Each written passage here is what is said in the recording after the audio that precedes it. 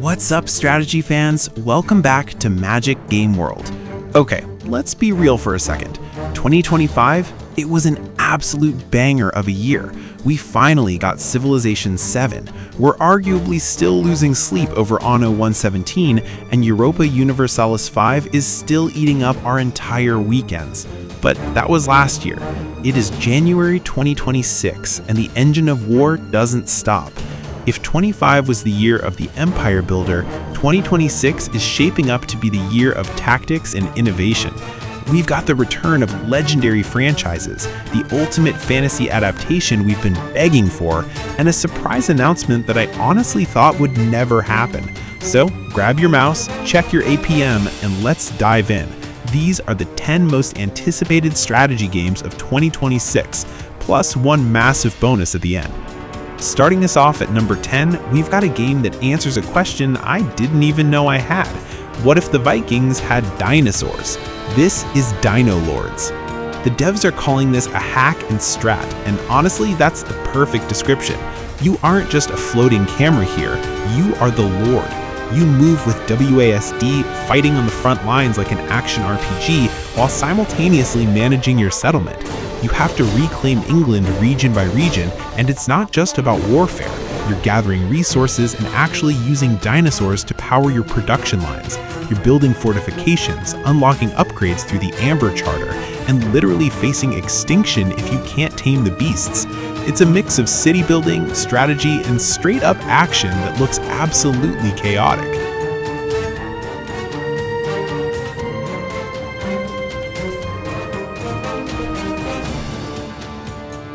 At number 9, it's the Forever Project from Edmund Macmillan, the guy behind Binding of Isaac.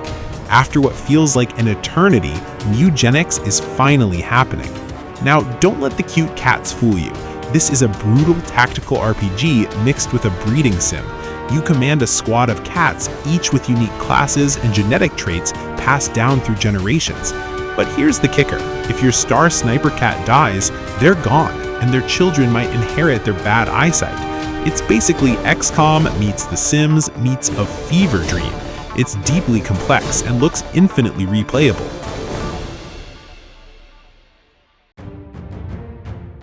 Number 8 is a heavy hitter. Look, we've suffered through years of mobile cash grabs and canceled projects, but 2026 is finally giving us the AAA grand strategy title the franchise deserves: Game of Thrones: War for Westeros. Think Crusader Kings politics mixed with Total War spectacle. You aren't just moving armies, you're managing houses, arranging marriages, and dealing with the Iron Bank. But when diplomacy fails, the battles look incredible. Whether you're holding the wall against the north or marching dragons on King's Landing, this promises to be the definitive Song of Ice and Fire simulator. Winter isn't coming anymore, it's finally here.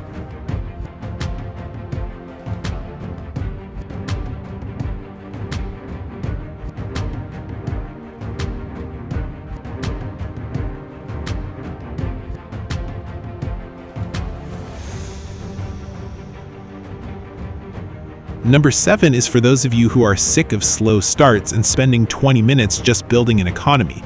This is Cubic Annihilation. This is a fast-paced, unforgiving RTS that strips away all the fluff. There are no tech trees and no safety nets. Instead, you build your own faction before the match even starts by crafting a custom loadout of units and structures. Once the game begins, it is pure execution. You have ground, air, sea, and even hovercraft units, and you have to make sharp decisions instantly. Whether you're playing the Galactic campaign or testing your skills against the cheater AI, this is for the players who want raw tactical skill to be the only thing that matters.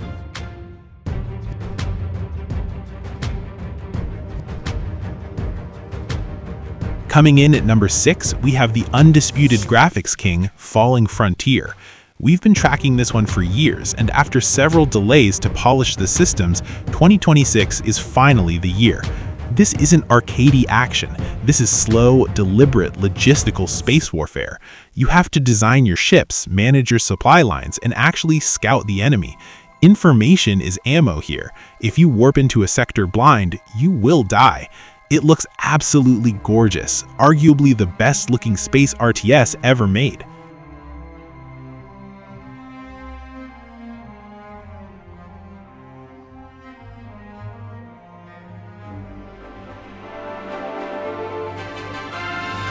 We're halfway through at number 5. If you've been crying yourself to sleep missing Supreme Command or Total Annihilation, wipe those tears because Sanctuary Shattered Sun is here to save us.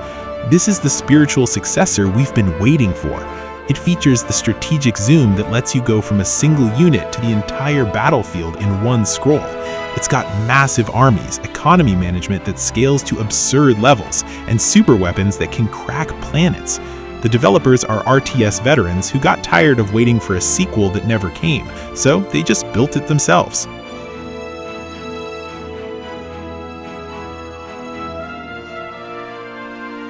Number 4 comes from the absolute twisted minds behind Battle Brothers.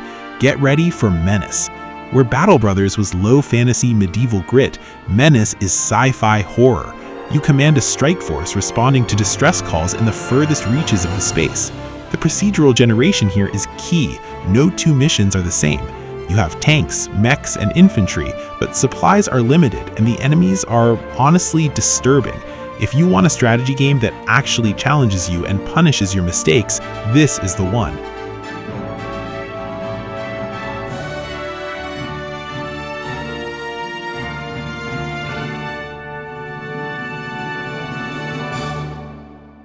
Number 3, we finally got the full reveal, and wow, it looks incredible. This is Star Wars Zero Company. Developed by Bit Reactor, that's the team of XCOM veterans, in collaboration with Respawn and Lucasfilm, this is the gritty, single-player, turn-based tactics game we have been dreaming of. Set in the twilight of the Clone Wars, you step into the shoes of Hawks, a former Republic officer leading Zero Company, an unconventional squad of professionals for hire. You're recruiting uneasy allies from across the galaxy to stop a new emerging threat, and you have to make them work together despite their differences. It looks authentic, it looks dark, and if anyone can pull off a tactical Star Wars game, it is this team.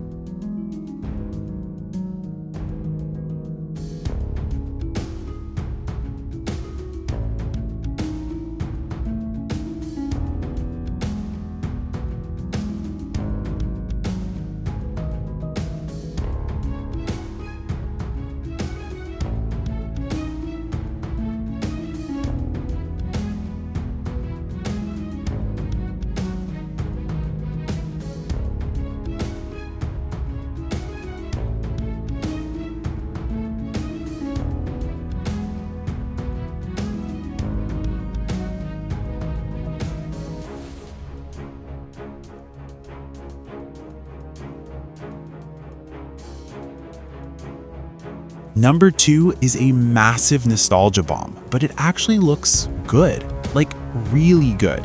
Heroes of Might and Magic Olden Era. For 25 years, fans have just wanted Heroes 3 but modern, and this time it feels different. Ubisoft has partnered with developer Unfrozen and the strategy legends over at Hooded Horse to bring this to life. Olden Era goes back to the roots of the franchise. We're talking classic hex combat, town management, and that addictive one-more-turn exploration.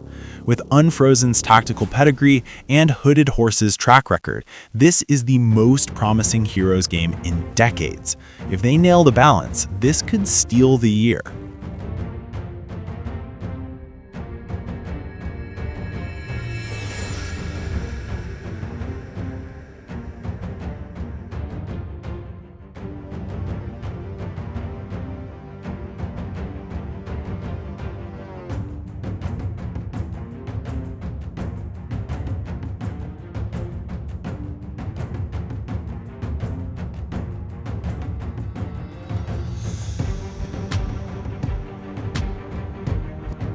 And finally, at number 1, this is the one promising to fill that Empire Earth-shaped hole in our hearts, the ultimate timeline-spanning RTS, Empire Eternal.